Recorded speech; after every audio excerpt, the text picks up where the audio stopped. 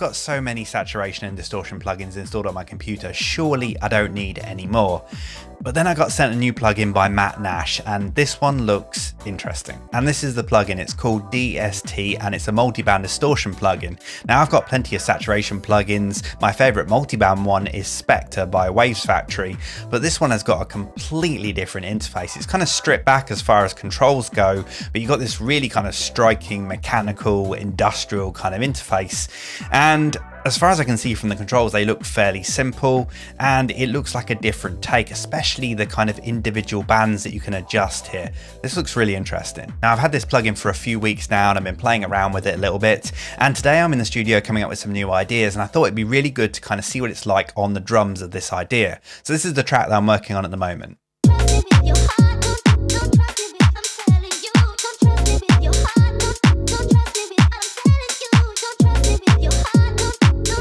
Now, from trying it out, the plugin really seems to work well on drums, so I wanted to see what it sounded like on the drums here. I'll solo them so you can hear what it sounds like before.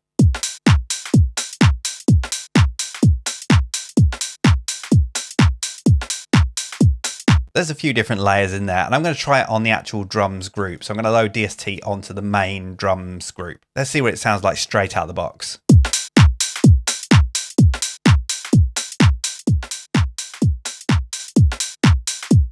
It just sounds loud straight out of the box, so I'm going to take down the output straight away.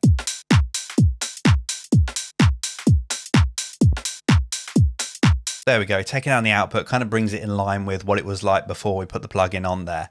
Now, all the main controls are down the bottom here. We can kind of tweak these quite easily to kind of boost and decrease the effect of the plugin. So the first thing is the input gain. Just allows us to kind of drive the plugin a little bit more. Then we got the distortion amount here.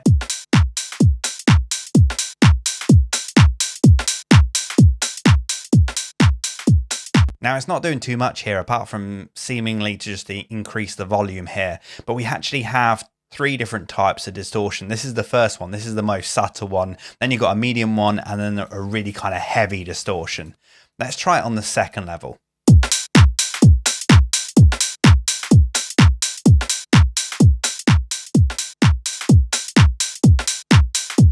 It really does increase the volume that as you kind of add more distortion. I'm going to take the output down a little bit, and let's try the third one.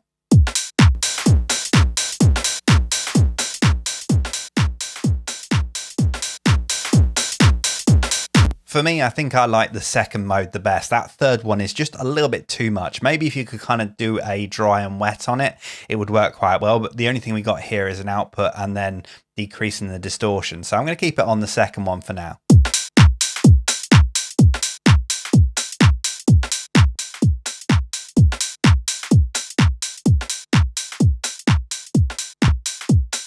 Just trying to ride that output so we're getting the same kind of output as we would do without the plugin, so I can just see what that distortion is actually doing.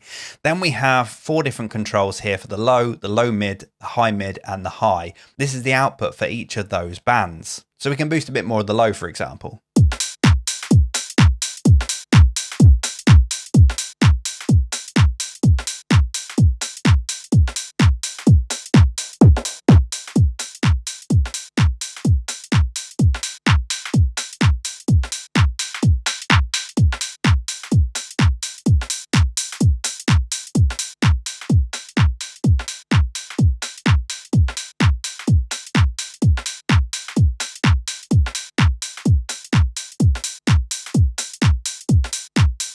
They may be quite simple, but those controls are really quite nice to use. That low I could increase to be able to bring a bit more thump into that kick, but then I could decrease that low mid to kind of take away some of the knock within there that was kind of happening with that specific kick. It might not work on every single kick or every single drum loop, but it certainly worked in this case. And then we got the high mids, which kind of boost a little bit of that and kind of give it that kind of old schooly kind of feel, and then we can kind of brighten it up with that high as well. It just seemed to work really nicely, those simple controls. Now I can actually take it on a step further because there is an edit button here which actually takes you to a screen where you can adjust all the different bands. So we can see here we have the low, low mid, high mid and high, and we can actually adjust each one where the crossover happens.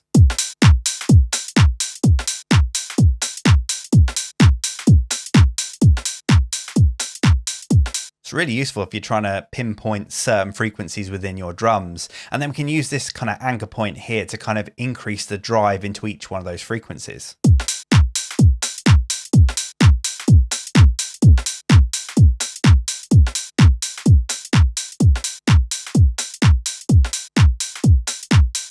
Now, when I first came to this, I wasn't quite sure what the difference between this and this is. So this is the input, this is going into the saturation, and then this is the output. So you can actually drive it more on the input and then maybe decrease it on the output if you want to as well.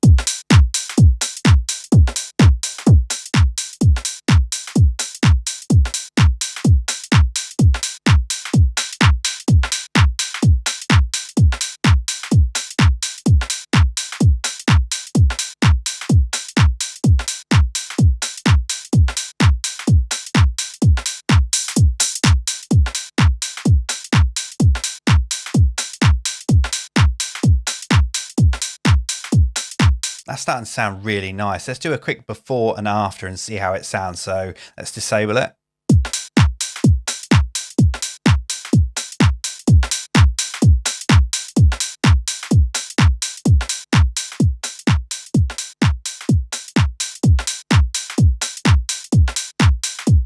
You know what, I really love that. Those settings really make this whole beat just kind of come together a bit better and just feel a lot cleaner. In fact, I'm going to save that as a preset, which you can do up in here. I call this Richie Beats.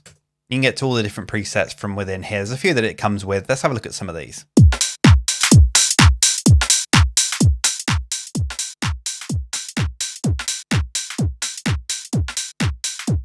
I quite like what it does with the kick on that one.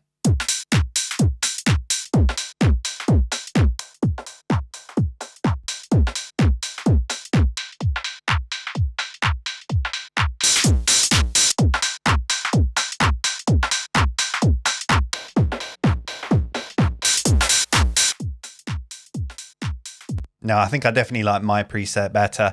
I think what I'd really love to see is almost a dry and wet, so you can mix in some of that processed distorted signal into the original dry, and also maybe an auto gain on the output as well, so you're kind of getting the same output as you would do without the plugin, just so you can kind of really reference as to what that distortion is actually doing.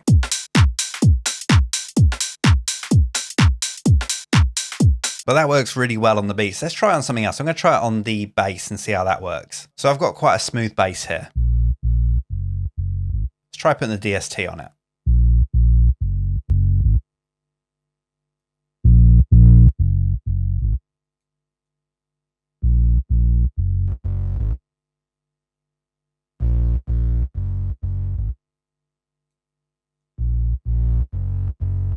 One of the things I'm really starting to like about this plugin is I can actually get in and edit that low frequency, so I can actually exclude the sub from the distortion, so I can get that a little bit cleaner.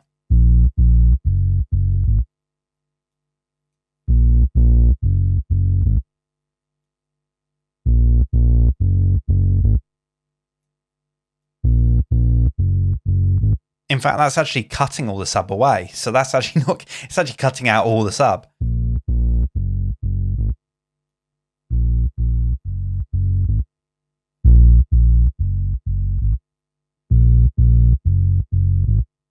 Okay, so I think I get it now. With that first band here, if I actually take it all the way up, this is actually cutting it out, so nothing actually comes through this bottom end. That's what I was trying to work out.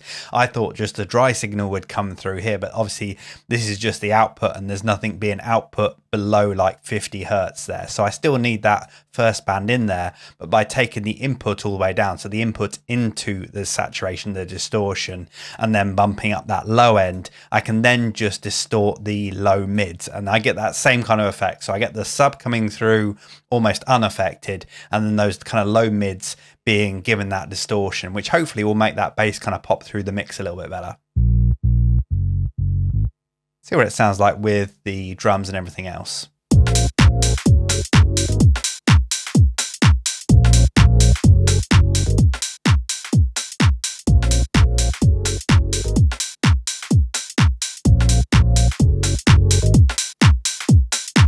it's nice. It kind of works quite subtly. I don't want to have it on that extreme version because I think that extreme version is really for when you want proper big distortion, which wouldn't work for the kind of music that I make. Let's give it a little try on the vocals. Now I've already got some processing going on this vocals already. I've got the EQ in there, got a bit of reverb in there. I've also got vinyl, isotope vinyl going on here just to give it that kind of lo-fi kind of sound. Bit of the soothe in there, kind of taking some of those problem frequencies away. In fact, I might actually put the DST before soothe, so actually getting rid of any kind of those nasty frequencies, and see what we can do with this. Trust me with your heart, don't trust me with, I'm telling you, don't trust me with your heart, don't trust me with, I'm telling you, don't trust me with your heart, don't trust me with, I'm telling you, don't trust me with your heart, don't trust me with, I'm telling you, don't trust me with your heart, don't trust me with, I'm telling you, don't trust me with your heart, don't trust me with, I'm telling you, don't trust me with your heart, don't trust me with, I'm telling you, don't trust me with your heart, don't trust me with, I'm telling you, don't trust me with your heart, don't trust me with, I'm telling you, don't trust me with your heart, don't trust me with, I'm telling you, don't trust me with your heart, don't trust me with, I'm telling you, don't trust me with your heart, don't trust me with, I'm telling you, don't trust me with your heart, don't trust me with, I'm telling you, don't trust me with your heart, don't trust me with, I'm telling you, don't trust me with your heart, Yeah, it kind of does look like you get some interesting effects out of it. I was trying to make it a little bit more subtle on this, but I don't think it kind of works on this vocal. I'm kind of trying to force it onto this vocal, and I don't think it's working. But you could see there with the kind of more extreme distortion type, it would be really good for maybe heavier kind of music, maybe electro, maybe dubstep. Probably works quite nicely for that. I have to say I'm really quite liking this plugin. I think it works quite well, and I think it's going to be subjective depending on your type of music and how you use distortion. For me, I tend to use it on my drums, and this plugin really works well on my drums. It kind of brought out that kick, gave it a good bit of thump, but then it also saturated the top end as well, which gave it a nice kind of feel, the kind of stuff that I go for in my music. Then also with the bass, I was able to bring out some of those mid frequencies, which hopefully would make that bass pop out on smaller speakers. But generally that's what you do with saturation anyway, and you can do that on many different plugins. Didn't work so well on my vocals, but then again with my vocals I like to have them nice and silky smooth.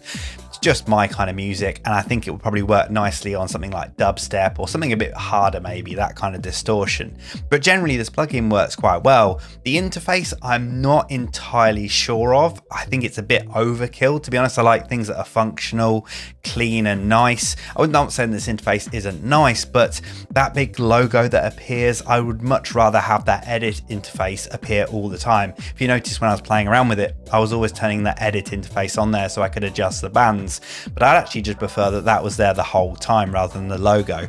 But yeah, I think this is a really decent plugin, and for €47, it's not really breaking the bank.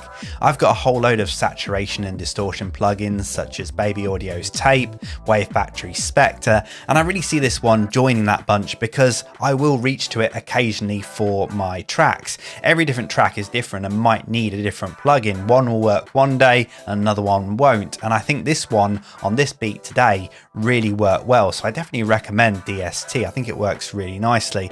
I'll put a link in the description below. It's available from Matt Nash's website, and yeah, definitely go check it out. Right now, I'm gonna bring it back to the